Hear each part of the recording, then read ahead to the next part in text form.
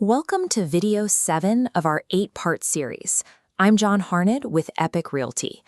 We've reached the final stage of the process, the days immediately before the keys change hands. It is normal to feel a surge of excitement right now. The finish line is in sight. But remember that the transaction is not legally complete until the final documents are recorded. This is the moment when closing fatigue often sets in. After weeks of forms and documentation, the temptation to coast through these final steps is strong. However, that lack of focus leaves you vulnerable to logistical delays or financial scams. On this timeline, the previous hurdles are behind us. Our focus is now entirely on the final pin, closing day. Reaching that final milestone is a high-stakes operational sequence. It requires precise coordination between your lender, the title company, and your own schedule. I am going to ask you to trade some minor logistical friction, like taking an extra step to manually verify phone numbers, in exchange for verifiable security over your funds and a move-in date without delays. Sticking to these exact steps over the final 48 hours protects your investment and ensures the closing happens as planned. Our first mandatory step is the final walkthrough. We do this together at the property shortly before your closing day. We aren't there to tour the home again. We are testing the major appliances, confirming the plumbing and HVAC systems are functioning, and verifying that all negotiated repairs were completed. While scheduling one more visit takes time in a busy week, it ensures you don't inherit a broken system or a missing appliance after the seller has moved out. Once the property's condition is verified, you need to decide how and where you will sign the final paperwork. This chart compares the two paths available for your signing appointment. Depending on the title company, remote closing offers significant convenience. You might sign electronically or work with a mobile notary, which keeps the process moving without a trip across town. The traditional in-person closing happens at the title office. The advantage here is having me and a title representative physically present to clarify any language in the legal documents in real time. Both methods are valid. Your choice depends on balancing your need for schedule flexibility against the benefit of having professional guidance sitting directly across the table. We must address the most severe risk in a real estate transaction: targeted wire fraud. Scammers target this exact window because the high volume of large transfers provides cover. They look for any opportunity to divert your down payment.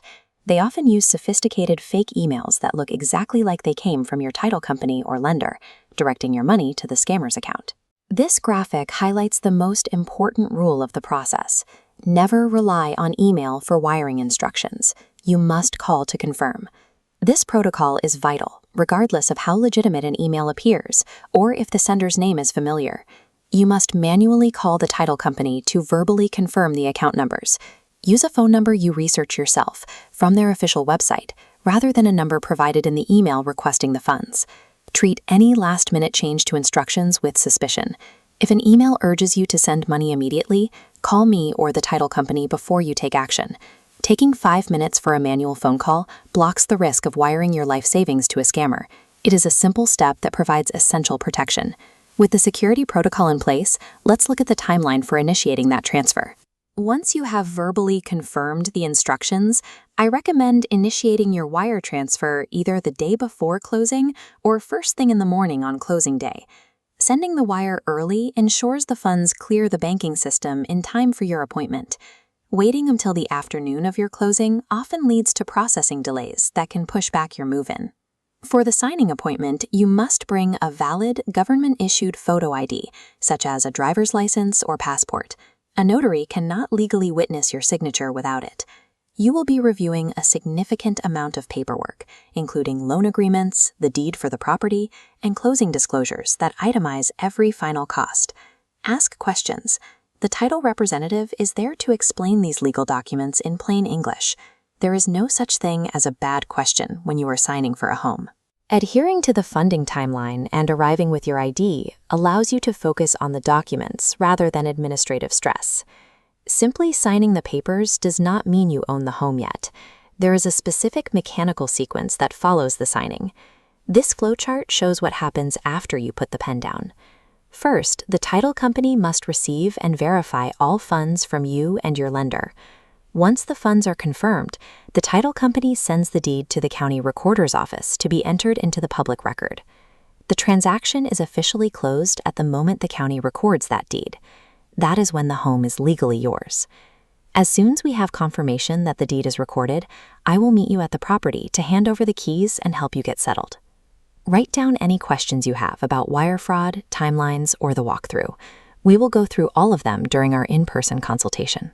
In our final video, we'll talk about what happens after you move in, because our work together continues beyond the closing table. My contact information is right here on the screen if you need to reach me. Understanding this final sequence ensures a secure, joyful, and well-managed transition into your new home. I'll see you in the next video.